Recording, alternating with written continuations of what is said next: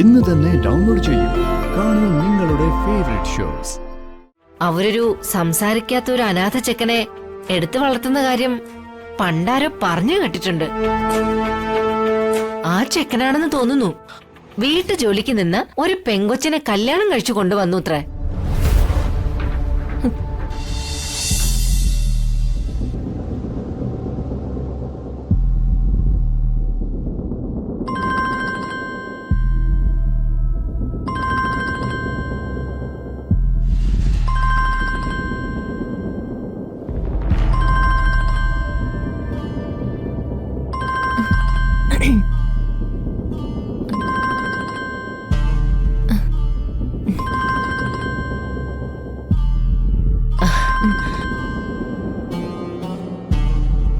Hello.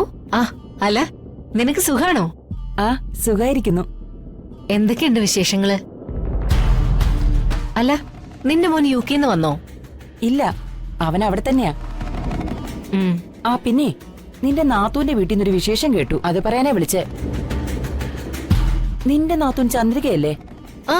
അതെ അതെ, എന്റെ നാത്തൂൻ തന്നെയാ ചന്ദ്രിക. അല്ല, അവിടെ എന്താ വിശേഷം? അവര് വളർത്തിയൊരു പയ്യനില്ലേ, എവിടെന്നോ ഏതോ ഒരു വീട്ടുജോലിക്കാരെ വിളിച്ചോണ്ട് വന്നെന്നാ കേക്കുന്നേ. ചന്ദ്രികയുടെ ആൺമക്കൾക്ക് അത് ഇഷ്ടപ്പെടാഞ്ഞിട്ട് വീട്ടിലെന്തൊക്കെയോ പ്രശ്നങ്ങളാണെന്നോ അങ്ങനെ എന്തൊക്കെയോ ആളുകൾ പറയുന്നു കേട്ടു. സംഗീതേ, ആളുകൾ ചുമ്മാ പറയുന്നതായിരിക്കും. നിന്നോട് ചോദിച്ച സത്യാവസ്ഥ അറിയാലോ എന്ന് കരുതി വിളിച്ചതാ. അല്ല, ഇപ്പൊ ലിവിങ് ടുഗദറിന്റെ ഒക്കെ കാലമല്ലേ. അവന് ഇഷ്ടപ്പെട്ട പെണ്ണിന്റെ കൂടെ ജീവിക്കട്ടെ. അവന് സംസാരശേഷിയില്ലാത്ത പയ്യനല്ലേ. അവൻ ഇഷ്ടപ്പെടുന്നൊരു പെണ്ണ് വന്നപ്പോ അവൻ അവളെ കെട്ടി. അതിവിടെ നിന്റെ നാത്തൂന്റെ ഇളയ മകള് വർഷയെ കാണാതായിട്ട് എന്തെങ്കിലും വിവരം കിട്ടിയോ? ചന്ദ്രികയുടെ ഇളയ മകളെ കാണാതായതിനെ കുറിച്ചോ അത് തിരിച്ചു വന്നതിനെ കുറിച്ചോ എനിക്കൊന്നും അറിയില്ല. അമ്മു, നിനക്കിതൊന്ന് നോക്കി ചെയ്തൂടെ?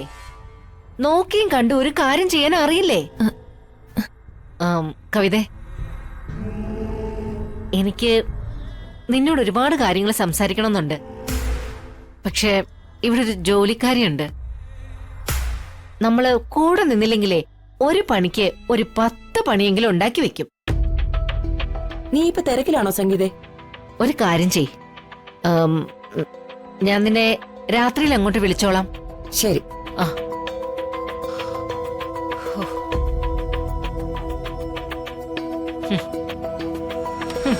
ജീവിച്ചോ ചത്തോന്ന് തിരക്കാത്തൊരു കൂട്ടുകാരിയാ.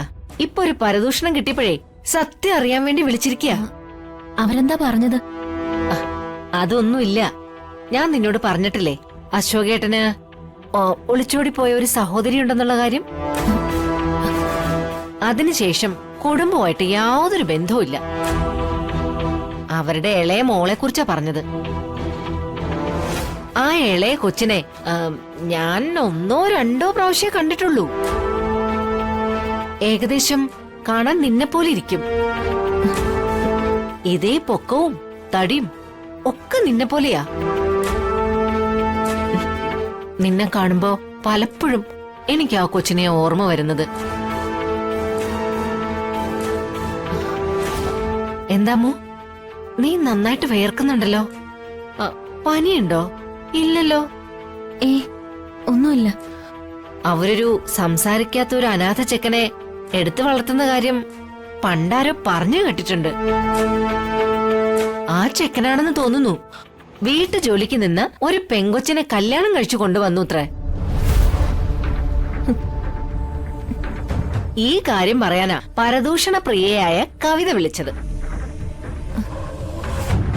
മറ്റുള്ളവരുടെ കാര്യത്തിൽ ഇടപെടാനേ അവക്ക് എന്തൊരു ശുഷ്കാന്തിയെന്നറിയോ?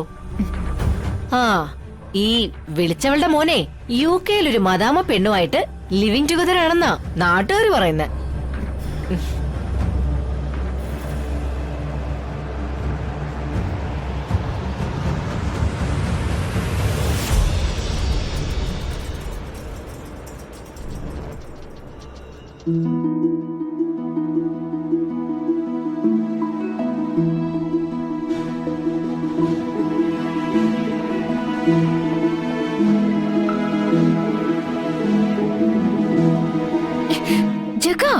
പതുക്കെ വേദനിക്കുന്നു. വേണ്ടാത്ത പണിക്ക് പോയിട്ടല്ലേ? പിന്നെ ഞാൻ അറിഞ്ഞ ആ ചുറ്റികയ്ക്ക് ഇത്രയും വെയിറ്റ് ഉണ്ടെന്ന്. അപ്പോഴത്തെ ഒരു ആവശ്യത്തിന് അങ്ങ് ചെയ്തു പോയതല്ലേ. സത്യം പറഞ്ഞ അന്നത്തെ നിന്റെ പെർഫോമൻസ് കണ്ട് ഞാനും പേടിച്ചുപോയി. എനിക്ക് റൂം വേണമെന്നൊന്നുമില്ലായിരുന്നു. ആ മനോജും പ്രകാശേട്ടനും കൂടി വിനുവേട്ടനെയും മീനാക്ഷിയെ ഇട്ട് തട്ടുന്നത് കണ്ടപ്പോഴാ എനിക്ക് സഹി കെട്ടത്. മതി.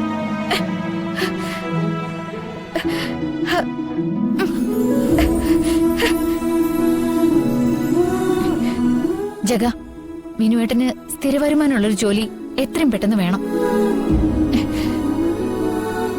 പാവത്തിന് സംസാരശേഷി ഇല്ലാത്തോണ്ട് ജോലി അന്വേഷിച്ച് നടക്കാനൊന്നും പറ്റില്ലല്ലോ. ജോലിയില്ലെങ്കിൽ ഇനി ഇതുപോലെ അപമാനം സഹിക്കേണ്ടി വരും.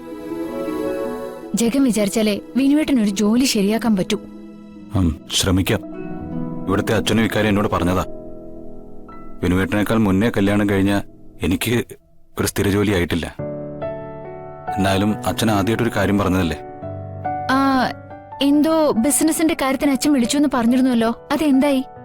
അച്ഛനും അമ്മയ്ക്കും ഞാൻ ബിസിനസ് തുടങ്ങുന്നത് ഇഷ്ടമാണ്. അവർക്കെന്നെ സഹായിക്കണമെന്നുണ്ട്. പക്ഷെ അപ്പച്ചി കയറി തടസ്സം നിൽക്കുക. സ്വത്ത് ഭാഗം വെച്ചിട്ട് ബിസിനസ് തുടങ്ങാൻ പറ്റുള്ളൂ അപ്പച്ചി പറയുന്നേ. ആരുടെയും സഹായം ഇല്ലാതെ എങ്ങനെ ഒരു ബിസിനസ് തുടങ്ങാന്ന് എന്റെ ചിന്ത. ആദ്യം കുറച്ച് കാശെങ്കിലും ഇല്ലാതെ എങ്ങനെ ജഗ ബിസിനസ് സ്റ്റാർട്ട് ചെയ്യുന്നേ? വീട്ടുകാരേക്കാൾ എനിക്കെന്ന് സപ്പോർട്ട് വന്നിട്ടുള്ളത് എന്റെ കൂട്ടുകാരെ വന്നനെ. അതുകൊണ്ട് അത്യാവശ്യം ക്യാഷൊക്കെ മറിഞ്ഞോളും. വലിയ മുതൽ മുടക്കൊന്നുമില്ലാത്ത, എന്നാൽ അത്യാവശ്യം കുറച്ച് ക്യാഷ് കിട്ടുന്ന ഒരു ബിസിനസ്സാണ് എന്റെ ലക്ഷ്യം. നമ്മള് ബിസിനസ് തുടങ്ങിയ വിനുവേട്ടനും കൂടി അവിടെ ഒരു ജോലി കൊടുക്കാലോ. നോക്കാം. ആദ്യം വിനുവേട്ടന് മറ്റെന്തെങ്കിലും ഒരു ജോലി ശരിയാക്കാൻ പറ്റുമെന്ന് നോക്കട്ടെ. ശരിയാവും, ഞാൻ പ്രാർത്ഥിക്കാം. വിനുവേട്ടന്റെ കേസിൽ പ്രാർത്ഥിച്ചാ അത് നടക്കും. അത്രയ്ക്ക് നല്ല മനസ്സാ വിനുവേട്ടന്റെ. അല്ല, വിനുവേട്ടന്റെ മനസ്സ് മാത്രമേ ഉള്ളൂ.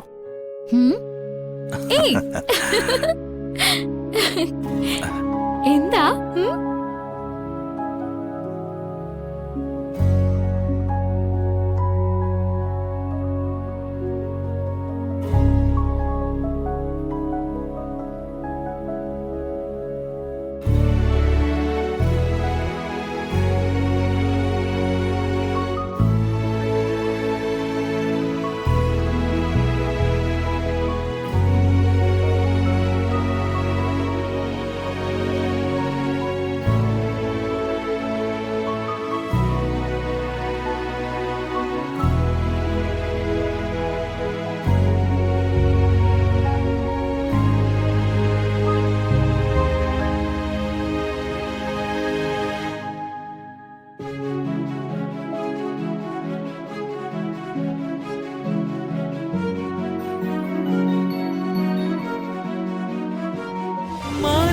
കൊട്ടാ